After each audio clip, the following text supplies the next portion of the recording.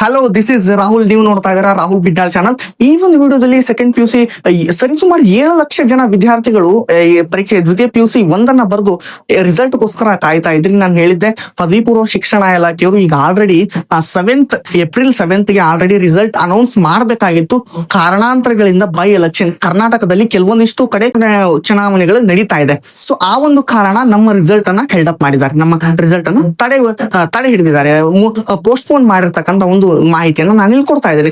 ಯಾವಾಗ result sir expected date ಯಾವಾಗ ಬರ್ಬೋದು ರಿಸಲ್ಟ್ ಅಂತ ಅನ್ನೋದಾದ್ರೆ, ನಾಳೆ ಅಥವಾ ನಾಡಿದ್ದು ಈ 2 ದಿನದಲ್ಲಿ ದ್ವಿತೀಯ ಪಿ ಯು ಸಿ ವಾರ್ಷಿಕ ಪರೀಕ್ಷೆ 1ರ ರಿಸಲ್ಟ್ ಬರುತ್ತೆ. ನಿಮಗೆ ಡೈರೆಕ್ಟ್ ಲಿಂಕ್ ಅನ್ನ ನಾನು ಡಿಸ್ಕ್ರಿಪ್ಷನ್ ಬಾಕ್ಸ್ ಅಲ್ಲಿ ಕೊಟ್ಟಿರ್ತೀನಿ. ಆ ಒಂದು ಲಿಂಕ್ ಅನ್ನ ಕ್ಲಿಕ್ ಮಾಡ್ಕೊಂಡು ನಿಮ್ಮ ಒಂದು ಕ್ರಮ ಸಂಖ್ಯೆಯನ್ನ ರಿಜಿಸ್ಟರ್ ನಂಬರ್ ನ ಹಾಕೊಂಡು ನೀವು ಕಾಮರ್ಸ್, ಸೈನ್ಸ್, ಆರ್ಟ್ಸ್ ಅಂತ ನೀವು ಅದನ್ನ ಟೈಪ್ ಮಾಡ್ಕೊಂಡು ನಿಮ್ಮ ಡೇಟ್ ಆಫ್ ಬರ್ತ್ ಕೇಳಿದ್ರೆ ಡೇಟ್ ಆಫ್ ಬರ್ತ್ ಟೈಪ್ ಮಾಡಿ ನೀವು ಸಬ್ಮಿಟ್ ಅಂತ ಕೊಟ್ಟಾಗ ನಿಮ್ಮ ರಿಸಲ್ಟ್ ಒಂದು ಮಾರ್ಕ್ ಶೀಟ್ ನಿಮ್ದು ಓಪನ್ ಆಗುತ್ತೆ. ಡೋಂಟ್ ವರಿ, ಲಿಂಕ್ ಅನ್ನ ಡಿಸ್ಕ್ರಿಪ್ಷನ್ ಬಾಕ್ಸ್ ಅಲ್ಲಿ ಕೊಟ್ಟಿದ್ದೇನೆ. ಬೇಕಂದ್ರೆ ಸ್ಕ್ರೀನ್ ಮೇಲೆ ಒಂದು ಡೆಮೋ ಯಾವ ರೀತಿ ಓಪನ್ ಮಾಡ್ಬೇಕು ಅನ್ನೋದನ್ನ ನಾನು ಇಲ್ಲಿ ಸ್ಕ್ರೀನ್ ಮೇಲೆ ತೋರಿಸ್ತಾ ಇದ್ದೇನೆ. ಅದ್ರ ಬಗ್ಗೆ ವರಿ ಮಾಡ್ಕೊಳ್ಬೇಡಿ.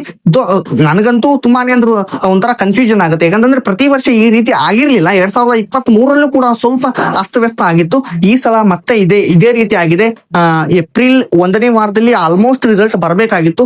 ಈಗ 2 ದಿನ ವೇಟ್ ಮಾಡೋಣ. ಇವತ್ತೊಂದಿನ ವೇಟ್ ಮಾಡಿ ನಾಳೆ ಅಥವಾ ನಾಡ್ದು ರಿಸಲ್ಟ್ ಅನ್ನ 9ನೇ ತಾರೀಕು ಸಂಜೆ ಅಥವಾ 10ನೇ ತಾರೀಕು ಬೆಳಗ್ಗೆ, ಈ 2 ದಿನದಲ್ಲಿ 2 ಟೈಮ್ ಅಲ್ಲಿ ರಿಸಲ್ಟ್ ಅನೌನ್ಸ್ ಆಗ್ತಕ್ಕಂತ ಒಂದು ಸಾಧ್ಯತೆ ತುಂಬಾನೇ ಅಂದ್ರೆ ತುಂಬಾ ಇದೆ. ಇದಿಷ್ಟು ಈ ಒಂದು ವಿಡಿಯೋದಲ್ಲಿ. ಮತ್ತೆ ಮುಂದಿನ ಒಂದು ವಿಡಿಯೋದಲ್ಲಿ ಸಿಗ್ತಾ ಇದ್ದೇನೆ. ಧನ್ಯವಾದ ಸ್ನೇಹಿತರೆ.